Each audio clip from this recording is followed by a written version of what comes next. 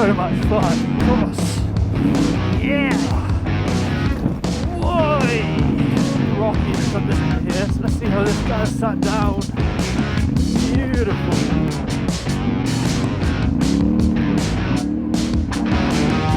Such a beautiful bike. I'm in love with it.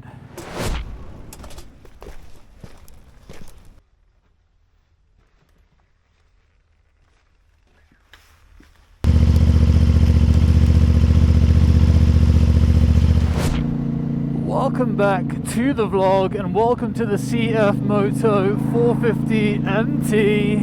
This is the new bike for the channel and it is super exciting. I'm still riding this bike in. It's done 250 miles thus far. So it's got about another 300 to go before its first service. So we're taking it pretty easy right now. I don't want to go and cane it too hard around any kind of roads or tracks, trails, but I'm on the way to some green lanes tonight. We're losing daylight rapidly. It's becoming very, very hard to keep up with the vlog when the daylight disappears so quickly. You get your day out the way and you think, oh, let's go out for a little ride this afternoon, but by 3 o'clock, which is what the time is right now, it's already starting to get dark. The clouds are very low this afternoon as well, but I thought, why not, if we've got even half an hour, just take this bike out on a couple of trails, some green lanes around the area, just to see how it feels. I took it over a few yesterday. Obviously we're going very, very easy because you're not supposed to really ride it over 5,000-6,000 revs for the first 600 miles just whilst getting the bike warmed up, so to speak.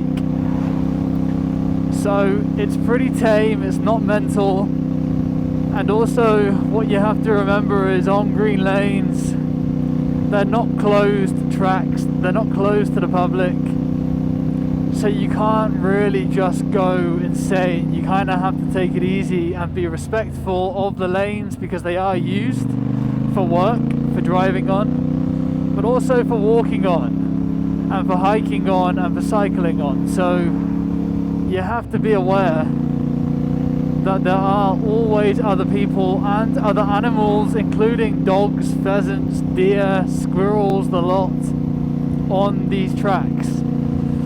But thoughts on the bike after doing 250 miles thus far? I really, really love this bike. The more I ride it, the more I enjoy it. It's just so fun, and I'm getting used to the throttle, that jerky throttle issue that it has.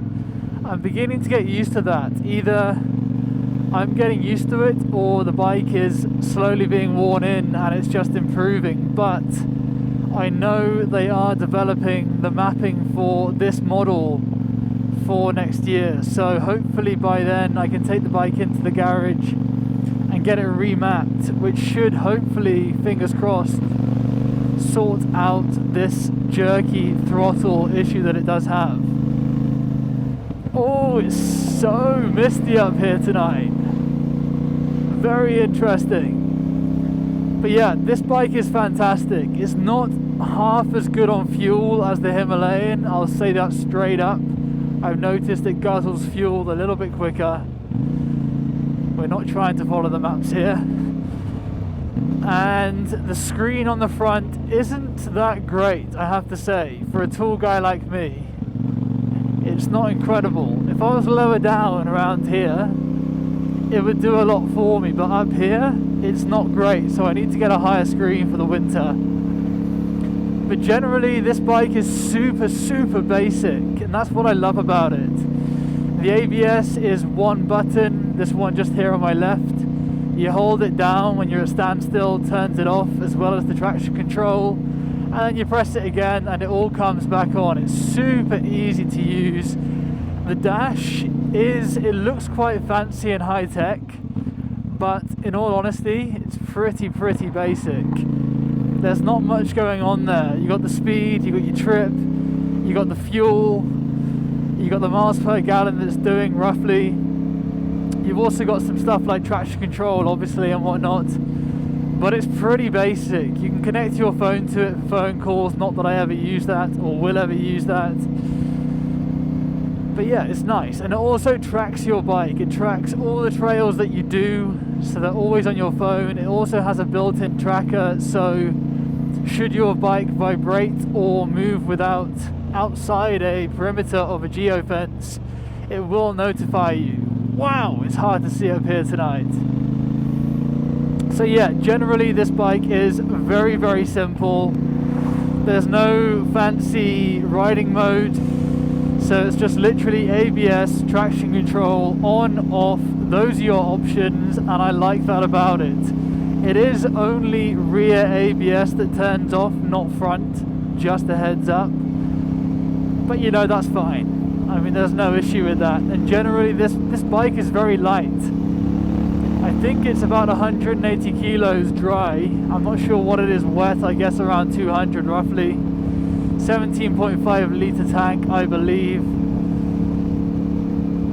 God, it's so misty up here. I don't even know if we're going to be able to hit many lanes tonight, to be honest. I can barely see in front of myself right now. And that's one other thing on this bike. The lights on it, being LED lights, are fantastic. I can see so clearly with these lights on. I was used to being on the Interceptor, which had a bulb for the light, and it was shocking. At night time you could barely see where you were going. And many people are installing auxiliary lights just so you can see where you're actually going at night time on those bikes, particularly when you're off-road. But anyway, I'm going to see if we can actually see the green lanes tonight, because right now I'm having a hard time even seeing where I'm going. And let me just demonstrate the ABS to you right now. Okay, fine, neutral. So ABS, hold it down. Off-road, traction control, ABS, both off.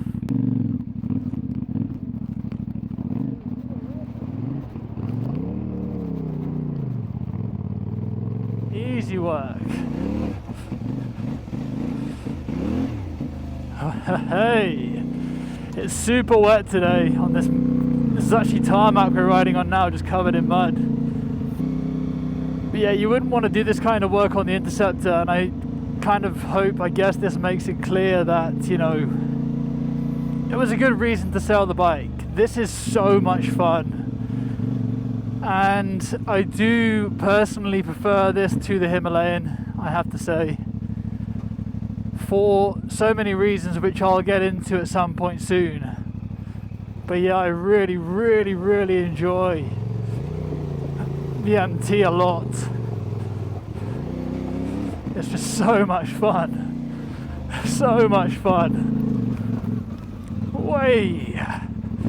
Let's not lose it to the side of the road there, hey? Okay. Are we up for trying some real dirt?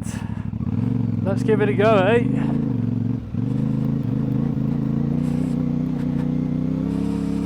You can actually barely see the ground here, which is a bit disconcerting because I don't know what I'm riding over. But you know, we'll make do. So we did come up here with the Interceptor a little while ago, and it's quite rocky just up this bit here, so let's see how this does sat down. Beautiful. Struggling to grip there, but should have probably done that stood up, to be honest. But second gear, handling it pretty well. The jerky throttle does want to throw you over the bars quite a bit, I can't lie about that.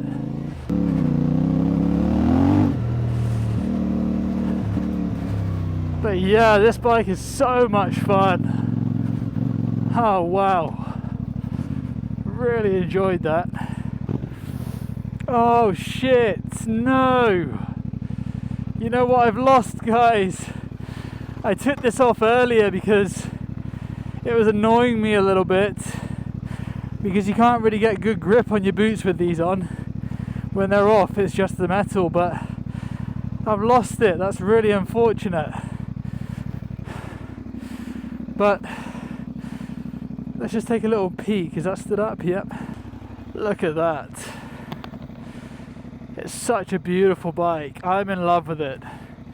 Only time will tell how well this thing does in the long run. Obviously servicing it, all of that stuff. That just scared the crap out of me.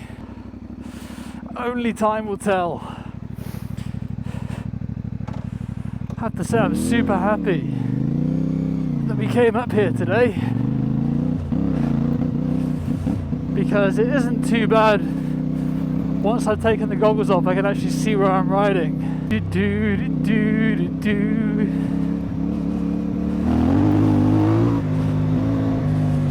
Okay, let's take it easy. Remember, we're still working this bike in. I'm actually going the wrong way on the GPX file, so I don't know really where we're going to end up right now, but we'll see. If anyone knows of any really decent enduro tracks, I know there's a Yamaha one in Wales and they do enduro days and training days and whatnot. Please do let me know. I'm bumping all over the place here.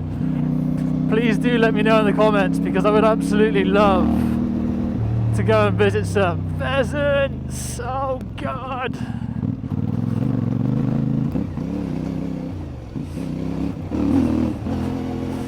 And the front end just wants to pop up. It's so easy to bump the front end up, which I have to say on the Himalayan, maybe it's because it wasn't my bike and I was going pretty easy on it, but it just didn't feel as easy to whip around as this bike. Yeah, there's just something about this bike which I really, really love. And I don't know if it's because it feels more like a crosser to me, or whether it's because, I don't know why else really. It's just a bike. I really love it. The only thing I really don't like, and I've said it multiple times during this vlog today, is the twitchy throttle.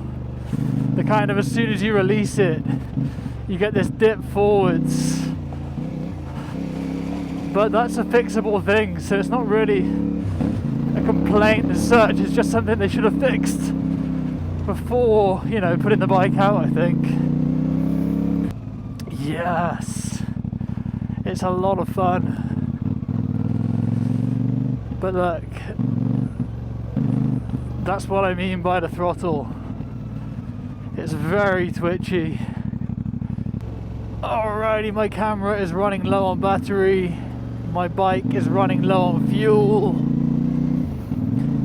It's starting to get dark. The clouds are just getting lower and lower up here right now. So I think I might just try and find one more track and then we may call it an afternoon today, but it's been enough. It's been enough just to convince myself, not convince myself, but to prove to myself that this was the right choice in terms of what bike I wanted to go with and the bike that I bought, and I'm super happy with it. I'm so excited to ride this thing more. I just really hope that I can give you a real world perspective. Oh, this is quite fast flowing water, of this bike, you know, and what you might expect from it as someone who maybe doesn't ride off-road a lot and you're just interested in getting your first, or getting a bike that's an adventure bike to have some fun on every now and then, but then to also ride on the roads, you know. I hope it gives a perspective from that point of view. I can see why it's not for everybody, I really can. And I can see why the Himalayan might be a better bike of choice for some people, whereas this might be a better bike of choice for others. But also, I'm still, like I've said today already, I'm still doing the first 600 miles on this to get it worn in, and then once that's over, we'll go out and have some proper fun on this bike once I've had the first service done.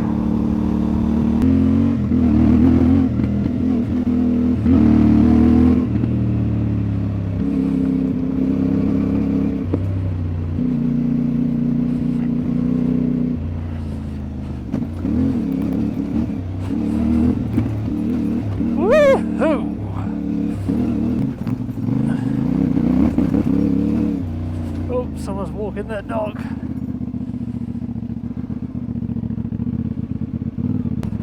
Thank you, cheers. Let's cut across. Yeah! Whoa! Okay. It's handling these bumps so well. I mean, you can probably tell why the Interceptor burst the fork going over this kind of terrain. It's just not built for it whatsoever, obviously. I would though, however, be keen to test out the Bear on this kind of terrain. That would be really interesting. Whoa! Almost got taken out by a branch just then.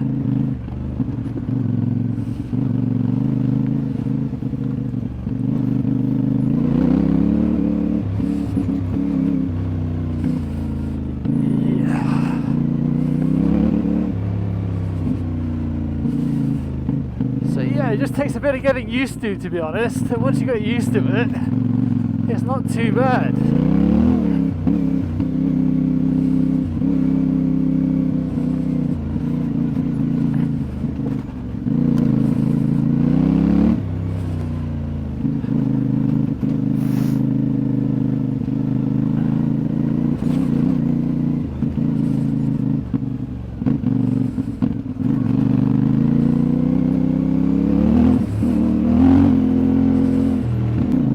Have to go pretty easy over this kind of stuff because I've got really bad knees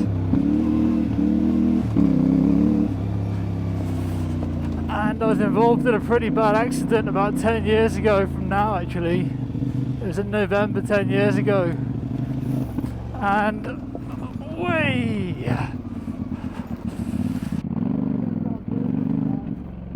whoa, some big ruts here. And losing it a bit now. Losing my trail of thought. Okay. Oh, that'll do for today, I think. Look at that. Waze wants to take me over the green lanes. Let's go then, why not? Okay, we just found another lane which I'm going to finish on tonight. It's actually looking pretty clean today, to be honest. It's been through several fords, obviously, which has pretty much washed it off actually, but yeah, as you can see, the sump, it's pretty flimsy. I mean, I wouldn't want to hit anything too hard with that, and I would like something to protect the pipes a little bit more if possible, because stuff can most definitely flick up from here. And then maybe get some bars for here, potentially, and potentially a bit of casing on the engine just to save it from me rubbing it off and whatnot. But yeah, generally I really like this bike. It's super nice. A few features you've got is that you can manually adjust this, but it doesn't really do much, to be honest. It needs a bigger screen, like I said. What else? You've got the USB or USB-C port to charge your phone. I personally really appreciate that. You've got the adjusters here, and you've got adjusters on the rear shock as well. You can adjust the height of the seat very fractionally as well, I believe, with the shock. And the rest is pretty basic. There's not much to it, to be honest with you. So that's the first day on the CF Moto. The first real ride out. It's been a lot of fun. And let me just get this helmet off and I'll talk to you with my face instead of having it on the camera. Also, side note, as you can see, my hair's gone. My hair is all gone. I've shaved it off for this roll that I'm doing in December, just to get used to it before the roll. So it's pretty chilly with no hair. But I think it's safe to say that the CF Moto has done it. I think it's the most fun bike I have ever owned, for the reason of functionality. I am finding that the older I get, and I'm only 31 now almost, the more I just want functionality. You know, it looks great as well, it sounds great, but the main thing is functionality, and it means that I can go along some roads, I can go along some dirt, I can go and jump it if I want to, I can go through water, it's comfortable, it's got as much, the things that I need, very simple dash, everything's very easy to control and change and work with. It's functional, it does everything. And for me, that's a great bike. And for, what is it, £5,500, it's not cheap, or just above that. It's not cheap, but also for what you get, for how the bike comes, ready to go pretty much. It's a lot of fun. And that sums up my feelings on this bike today. I've only done 250 miles, you know, I can't talk too much about it, but so far, I'm loving it a lot. Anyway, I hope that sums it up thus far, riding around on the MT. I'm going to change the batteries on this camera, film this final track, and then we'll get home. And then I will start cutting this vlog together, I guess. But as always, thanks for tuning in. I might have just realised that I've not put the seat back on properly. But that's okay, I've not flown off the bike yet. And I'll see you very soon.